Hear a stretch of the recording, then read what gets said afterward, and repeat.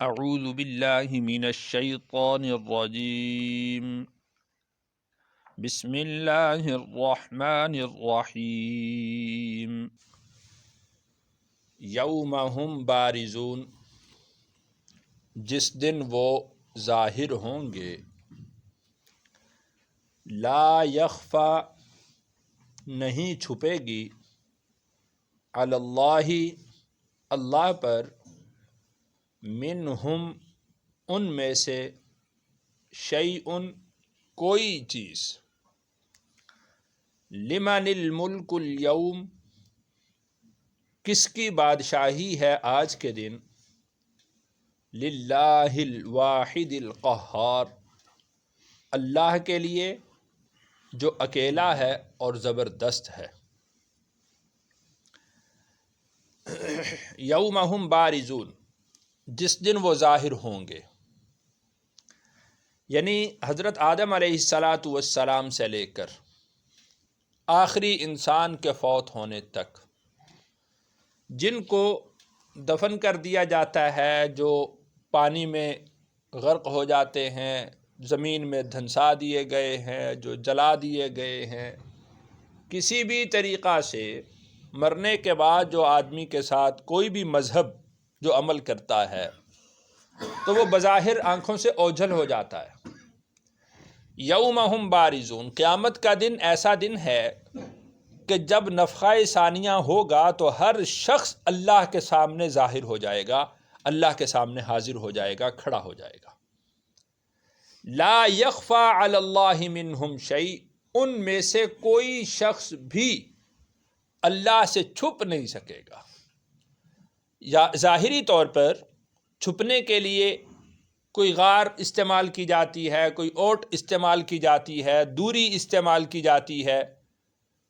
قیامت کے دن ساری کی ساری زمین دستے کف کی طرح ہوگی اور سارے کے سارے لوگ اللہ کے سامنے اس طرح حاضر ہوں گے کہ کوئی آڑ نہ پہاڑ، درمیان میں کچھ نہ ہوگا۔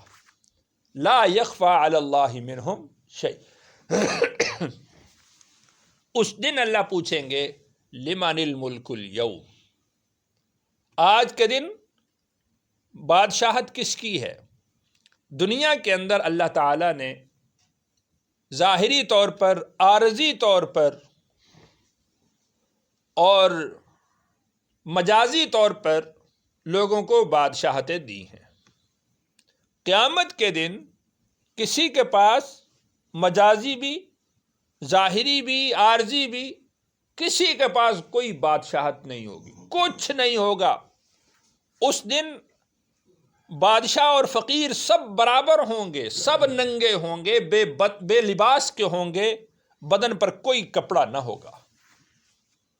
اس دن بادشاہ بھی ویسے ہی کھڑا ہے اور فقیر اور محتاج بھی ویسے ہی کھڑا ہے۔ حضرت عائشہ رضی اللہ عنہا فرماتی ہیں، رسول اللہ صلی اللہ علیہ وسلم نے جب ارشاد فرمایا کہ سب ننگے ہوں گے، کسی کے جسم پر لباس نہ ہوگا، تو حضرت عائشہ نے فرمایا کہ ہائے شرمندگی، یا رسول اللہ اس دن کیسے کھڑے ہوں گے؟ تو آپ علیہ السلام نے ارشاد فرمایا کہ ہر شخص اپنے غم میں ڈوبا ہوا ہوگا، کسی کی طرف دیکھنے کی اس کو ہمت ہی نہ ہوگی۔ یوم ہم بارزون لا یخفا علی اللہ منہم شیء لمن الملک اليوم، آج کے دن بادشاہت کس کی ہے؟ کوئی فرق نہیں۔ آج تو ہم وہ اچھے کپڑے پہن کر، اچھا لباس پہن کر، زیور پہن کر، انگوٹھیاں پہن کر، وہ چین پہن کر، گاڑی سے اتر کر ہم دکھلاتے ہیں کہ میں اتنا مالدار ہوں، میرے پاس اتنا پیسہ ہے۔ قیامت کے دن کچھ نہیں ہوگا کسی کے پاس، سب برابر ہوں گے اور اللہ پوچھیں گے کہ آج بتاؤ کس کی بادشاہت ہے؟ ظاہری طور پر بھی کسی کی کوئی بادشاہت نہیں، مجازی بھی کسی کی کوئی بادشاہت نہیں ہے، تو کوئی جواب نہیں آئے گا، کس میں ہمت ہوگی جواب دینے کی؟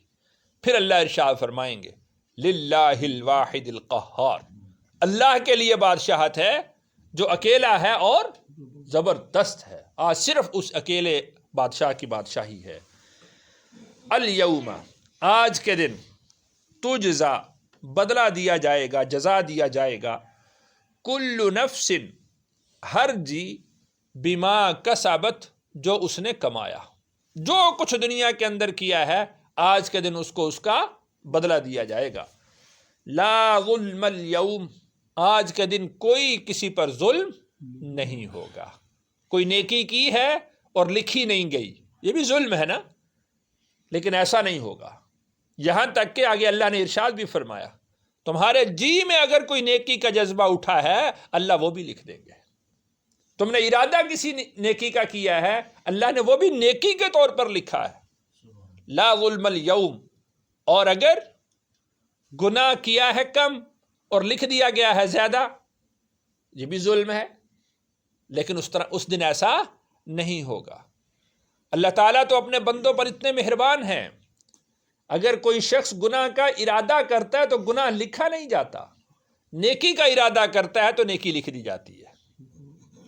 اور پھر جب بندہ گناہ کر لیتا ہے فوراً اس کا گناہ نہیں لکھا جاتا، اس کی توبہ کا انتظار کیا جاتا ہے، پلٹنے کا انتظار کیا جاتا ہے۔ جب وہ توبہ بھی نہیں کرتا پھر اس کا گناہ درج ہوتا ہے، اور نیکی ایک کے بدلے 10 گنی جاتی ہے اور گناہ ایک کے بدلے ایک ہی گنا جاتا ہے۔ وہاں پر تو عنایت ہی عنایتیں ہیں، ظلم کا تو تصور ہی نہیں۔ اور اللہ نے اعلان بھی کر دیا ہے کہ لا ظلم اليوم، کسی پر کوئی ظلم نہیں ہوگا۔ ان اللہ سریع الحساب، بے شک اللہ تعالی بہت جلد حساب لینے والے ہیں۔ وَأَنذِرْهُمْ، اور آپ ان کو ڈرائیے، یوم الآزفۃ، اس قریب آنے والے دن سے،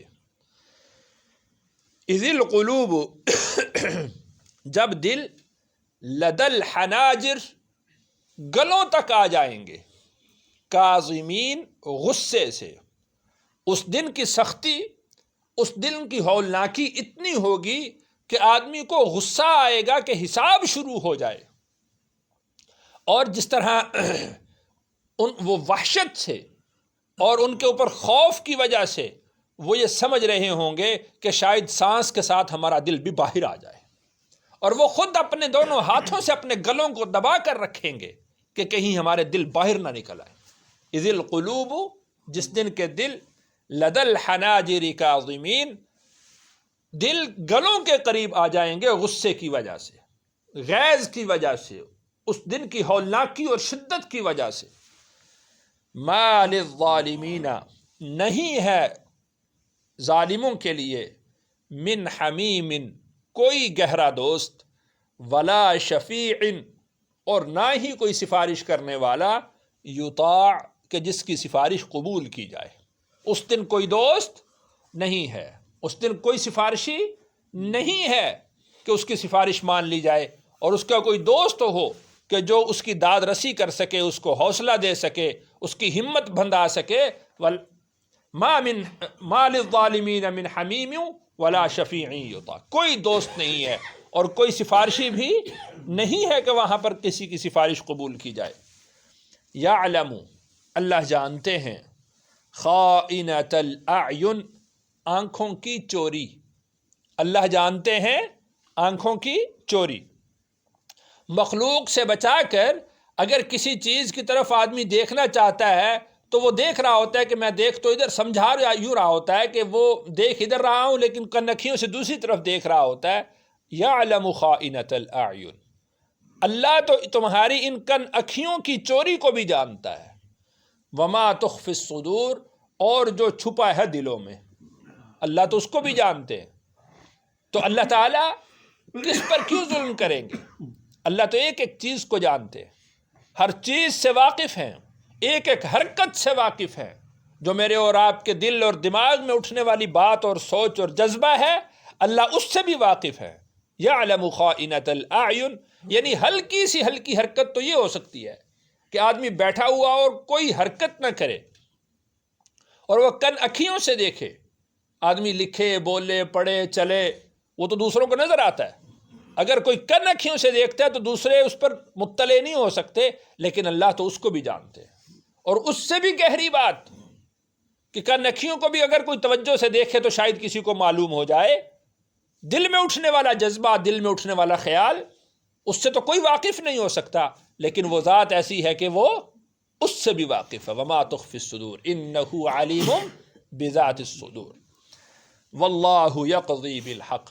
اب تم اللہ کے علم کو جان گئے ہو، اللہ کی قدرت کو سمجھ گئے ہو، اب یہ بات سن لو، واللہ یقضی بالحق، اس دن اللہ فیصلہ کریں گے درست.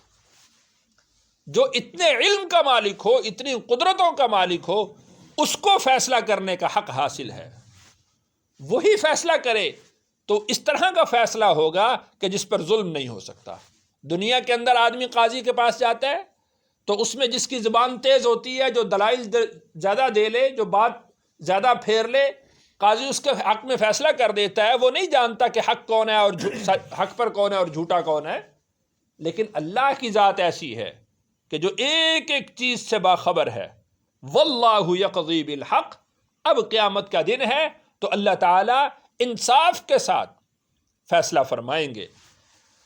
والذین یدعون من دونہ، اور وہ لوگ کہ جن کو وہ پکارتے ہیں اس کو چھوڑ کر، لا یقضون بشیء، وہ کسی چیز کا فیصلہ نہیں کر سکتے. تو یہ بات پلٹے گی کہ فیصلہ نہیں کر سکتے. کیوں؟ اس لیے کہ ان کے پاس قدرت اور اختیار نہیں ہے کہ وہ فیصلہ کر سکیں.